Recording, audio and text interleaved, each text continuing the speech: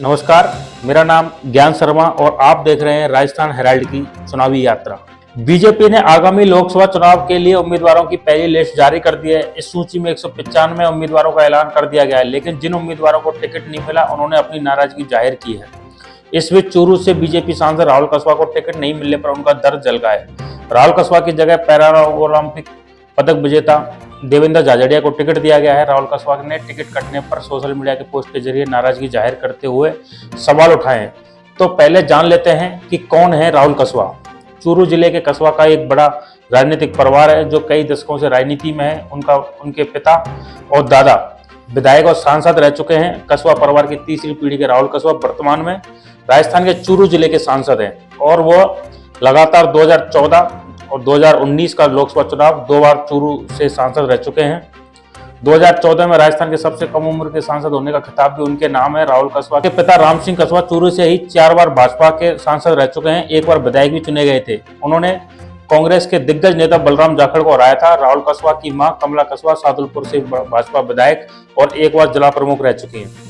राहुल के दादा दीपचंद कस्वां भी लोकसभा सांसद बने थे, जिनके नक्श कदम पर चलकर राहुल कस्वां आगे राजनीति में आए। राहुल कस्वां ने बीजेपी से टिकट कटते ही नाराजगी के संकेत दिए थे। 3 मार्च को ही राहुल कस्वां ने सोशल मीडिया पर लिखा था, राम राम मेरे चूरू लोकसभा परिवार, लेकर विश्वास पाकर आपका साथ देकर हर संकट को मात ध्येय मार्ग पर बढ़ते जाएंगे और थानों के शिखर चढ़ते जाएंगे। आप सभी संयम रखें, आगामी कुछ दिनों बाद आपके बीच उपस्थित रहूंगा, जिसकी सूचना आपको दे दी जाएगी। राहुल कस्वां ने टिकट कटने के तीसरे दिन जिस तरह से खुलकर नाराजगी जताते हुए राहुल कस्वां ने सोशल मीडिया अकाउंट एक्स पर पोस्ट कर बीजेपी अलाकमान के सामने सवालों की जड़ी लगा दी है। उन्होंने लिखा, आखिर मेरा गुनाह क्या था? क्या मैं ईमानदार नहीं था, मेहनती नहीं था, निष्ठावान नहीं था? क्या दगादार था? क्या मैंने चूरू लोकसभा में काम करवाने में कोई कमी छोड़ी थी? प्रधानमंत्री नरेंद्र मोदी की सभी योजनाओं के क्रियान्वयन में सबसे आगे था। और क्या चाहिए था? इतना ही नहीं, राहुल कस्वां ने आगे लिखा कि इन सवालों का जवाब किसी के पास नहीं है। कोई नहीं बता पा रहा कि उनकी गलती क्या है। पोस्ट में सांसद ने लिखा, जब भी इस प्रश्न को मैंने पूछा है सभी निरुत्तर और निशब्द रहे हैं। कोई उसका उत्तर नहीं दे पा रहा है। शायद मेरे अपने ही मुझे कुछ बता पाए।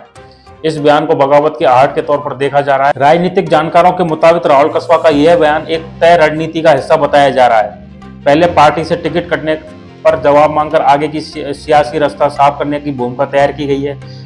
अब तक किसी नेता ने टिकट कटने पर इस भाषा में बयान नहीं दिया है। राजस्थान में बीजेपी ने 15 सीटों पर 2 फरवरी को उम्मीदवारों की घोषणा की थी। 5 सीटों पर मौजूदा सांसदों के टिकट काटे गए थे।